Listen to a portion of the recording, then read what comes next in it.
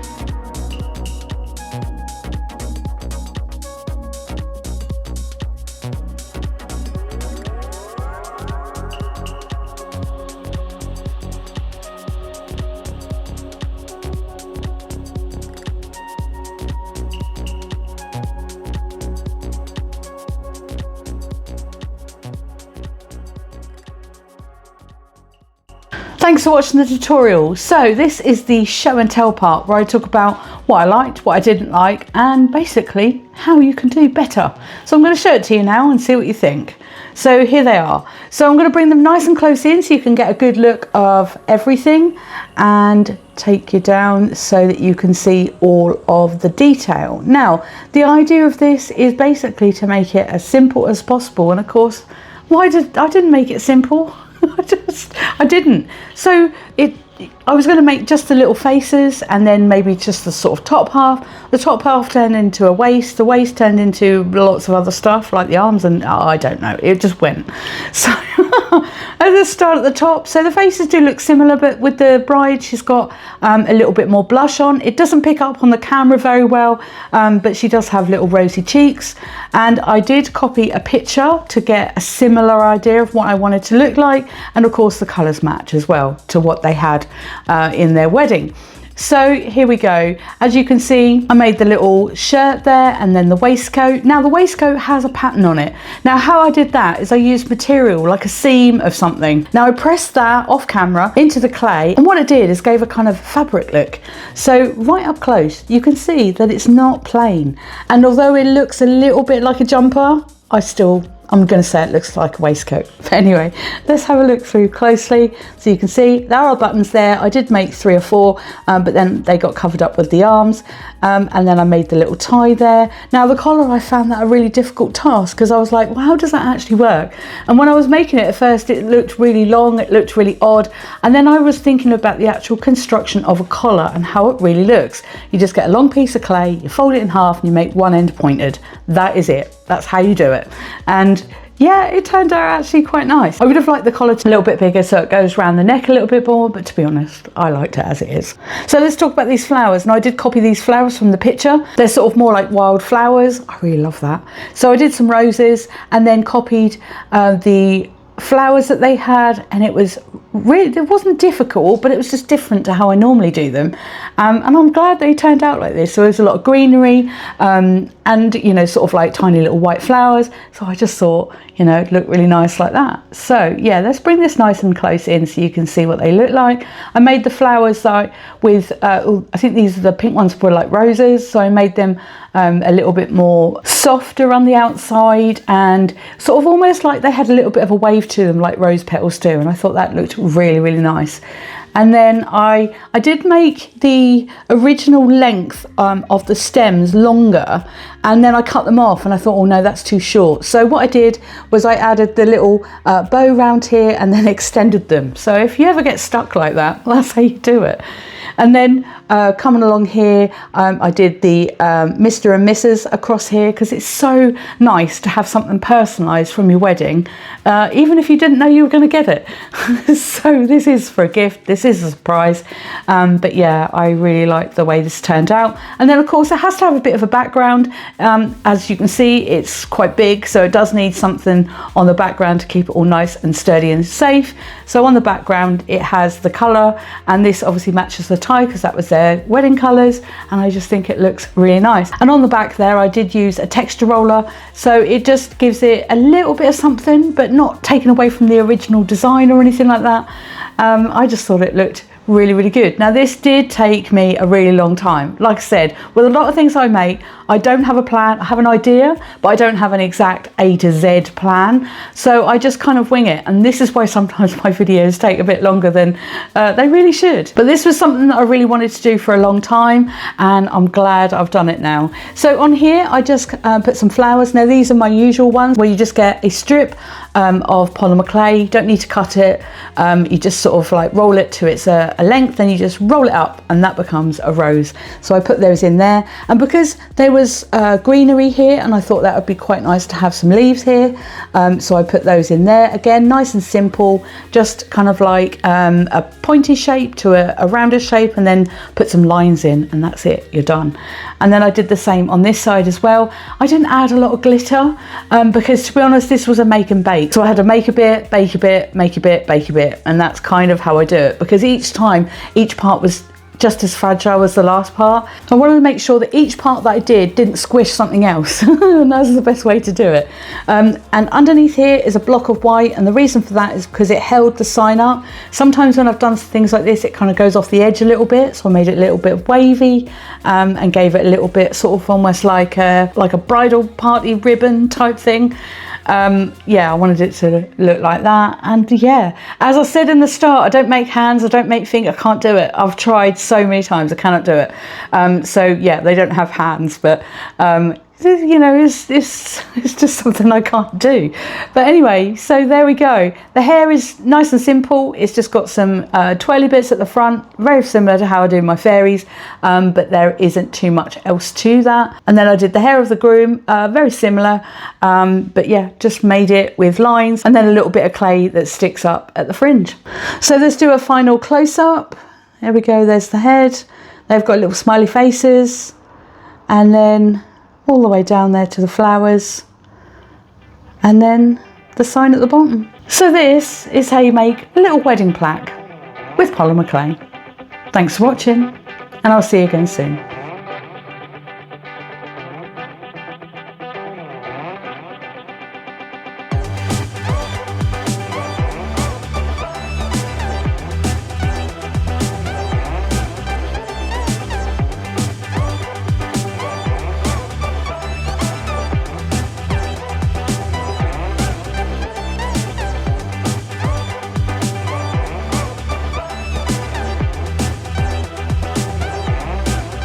What do I call this? I can't believe that broke. I've lost some leaves. I think it's like 30 degrees in here. Way too much. Anyway, see you later, bye.